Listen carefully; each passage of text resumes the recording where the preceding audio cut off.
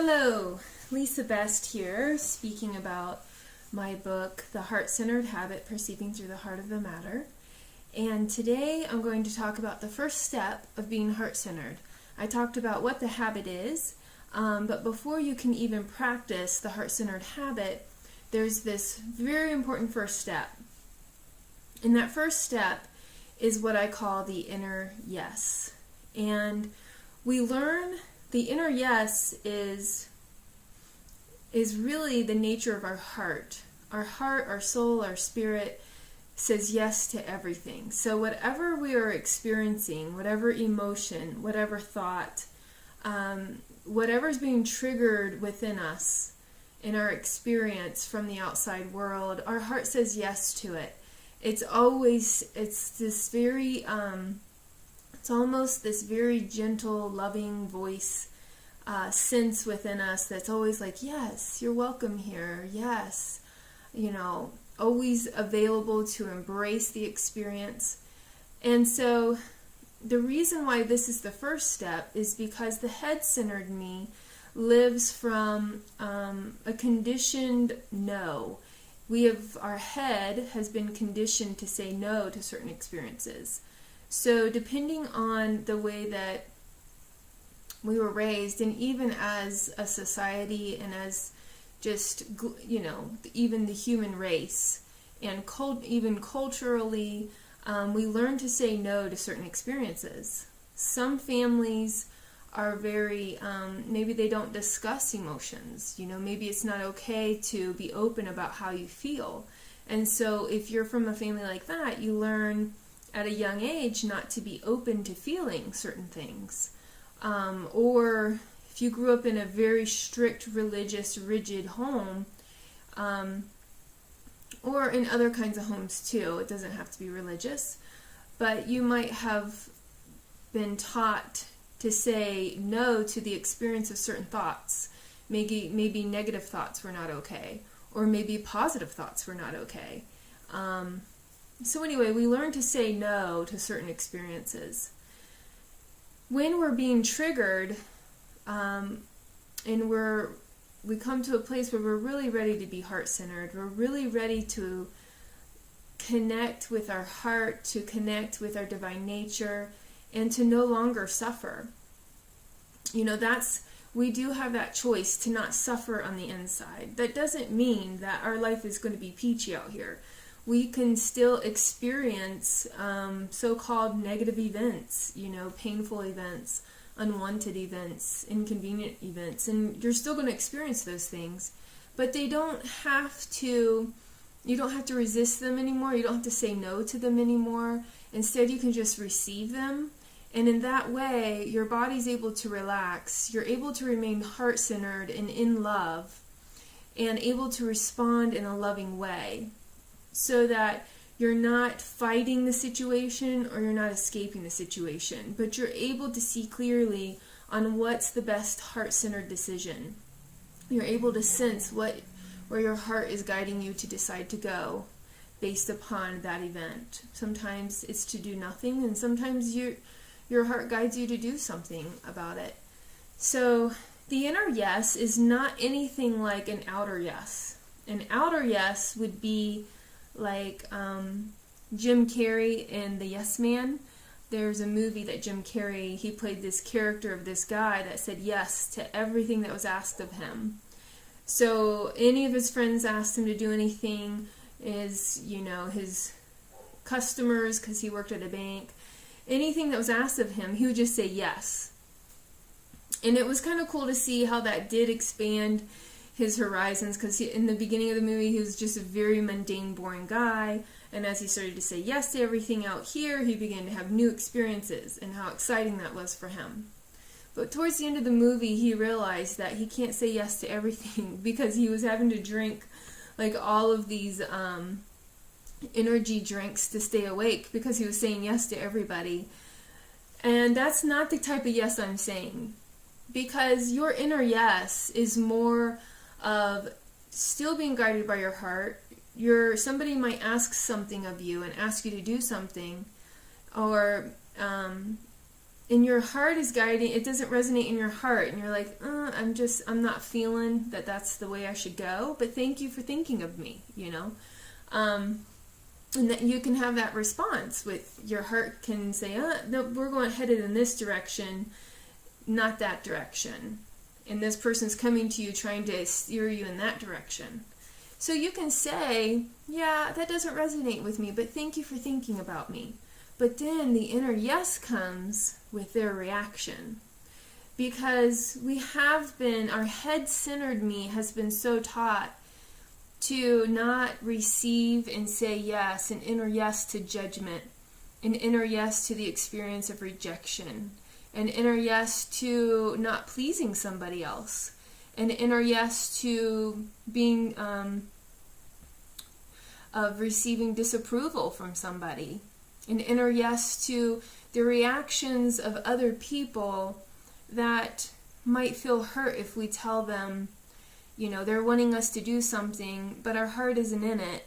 And so we tell them, yeah, that doesn't resonate in my heart. And sometimes that can cause a reaction from them that we've been taught is not okay to receive. So the inner yes is saying yes to however they react. If they react in judgment and they judge you as, oh, well, you're not my friend anymore then, or I'm not going to talk to you anymore, or you hurt my feelings, or I thought you were a true friend, you would help me out here, or whatever the reaction is to be able to receive that reaction fully and breathe it in. And that's what the heart-centered habit helps you do, is by being honest about how you feel from people's reactions to you being guided by your heart. Because if you really want to live in a heart-centered way, and you really want to be the authentic, real you, you're not going to please everybody. And you're not going to make everybody happy. And not everybody's going to understand you. With my book, where I'm at right now, I've submitted the manuscript almost 2 weeks ago. And I'm waiting, it's going to take about 3 months to become a book. And this is my true voice. This is how I really feel underneath. And this is my heart's and soul's expression. And I have about 540 friends on Facebook. And these are just people that I have known throughout my lifetime. And when I put this book out there, there's a part of me that's like, ah. And I woke up this morning and I had this image, and I saw all my Facebook friends standing in a circle, and I was in the very middle. And in the middle, I felt kind of like imprisoned and stuck. And I wanted to shine, and I wanted to shine my light super bright. As long as that circle of friends was around me, which were all these inner circles that I've been a part of throughout my life. Some of who I don't even speak to on a regular basis, and most, I would say 95% of them, don't even know my authentic voice. And so once I put my book out there, and if I choose to put it on my Facebook page and share it, and those friends, choose to read my book, they may not understand my voice, they may not get it, they may reject me, and it might really upset them, might make them feel very uncomfortable. Anyway, in my vision this morning, I saw like 95% of those people turned around and walked away. And there was only 5 left. 5 people standing there that were able to truly resonate with my authentic voice. But then what happened was my light started to shine super bright. And I was able to walk and move, and I was free, so free. And I began to reach circles that were way outside of that Facebook friend circle. And I just saw that when you become authentic, I have to embrace loss. I have to embrace not being popular. I have to embrace all those feelings of rejection and be okay with it, and to continue to be very honest with what I feel, and to acknowledge that it's okay. It's okay to feel that way. And it's okay to receive that from people. And it's okay that they have those reactions. That's where they're at. And I honor where they're at in their life. And there's absolutely, I don't judge them at all. I don't think that they need to understand me and I need their acceptance. I don't feel that way at all. And so the inner yes is really, it's a radical self-allowance. It's the allowance of embracing all experiences just as they are. And when we can experience the uncomfortable feelings and thoughts, when we can experience the uncomfortable, the unwanted, the painful, the inconvenient, all of those types of experiences within our own experience, we're going to be able to accept and to love and to perceive divinity throughout all people, because we're really starting to love and embrace the diversity of experiences that we have as a human. And when we can really meet those experiences in a heart-centered way and receive the gifts that they are, then we're able to step into a freedom and a fulfillment and an authentic expression that we've always dreamed of. So, practicing the inner yes, that's the first step to becoming heart-centered. Before you can become honest and acknowledge the experience as a part of life and allow it to have a voice and to ask your heart for help, to receive it, to breathe, to love it, and then to thank it, you have to be able to say yes. Now, yes, just like the habit is an acronym for the heart-centered habit, yes, I use as an acronym as well, just to help my head always remember to have that inner yes towards an uncomfortable experience. And the yes is why, which is you are welcome here. So it's telling that experience, whether it's sickness, whether it's painful, whether it's uncomfortable, whether it's something very inconvenient, whether it's something I really don't want in my life right now, I say you are welcome here. And then the E stands for enough. And then I just mentally and, through my heart, just embrace the experience by saying you are welcome here, you are enough. You're enough for me. You don't need to be any other experience. You can be exactly as you are. And the S stands for serve. How may I serve you? And the experiences always are looking, they're wanting to be embraced. Every single part of existence, including all aspects of mind and emotion and feeling, they're like little children. And every child wants to be adored. Every child wants to be welcomed. Every child wants to be validated. Every child wants to be embraced and loved just as they are. They don't want to be told you're not enough. You need to be different. You need to change. You need to be this way, not that way. Experiences are the same way. All experiences.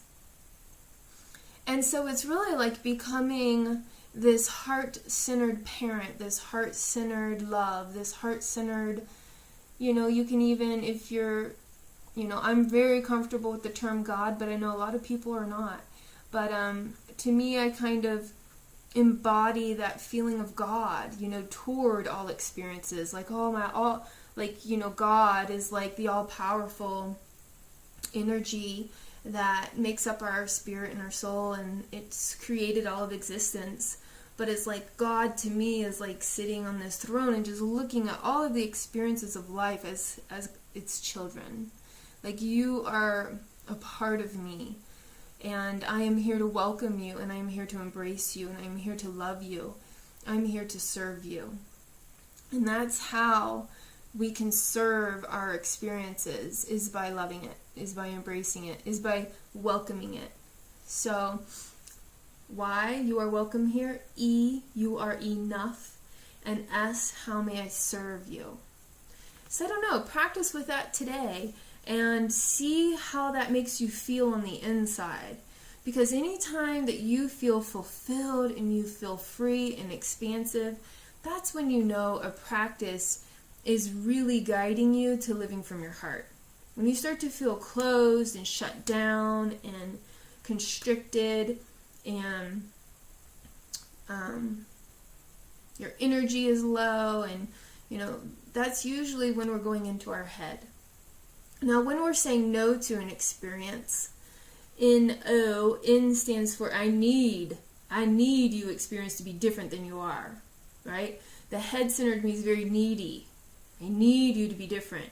The O stands for oppose. The head-centered me will oppose experiences that are uncomfortable. It will oppose experiences and try to push them away that are uncomfortable and painful and judged as bad or wrong. And so being able to shift and notice when you're in your head saying no to an experience, and you have the power to shift it to a yes, to an inner yes. And so it's more about becoming free and fulfilled and peaceful on the inside, right? This out here will take care of itself when on the inside we are that peace. Peace, we will create peace. We will make decisions from peace. We will create from peace. We will live from peace. We will interact from peace. And so when we're peaceful on the inside, that's really what is going to change the exterior world into a peaceful place. So I hope that today's video in some way helped you, or opened your eyes, helped you see clearly in a situation in your life where maybe you're struggling or suffering. Thank you for watching, and I hope to see you soon. Take care.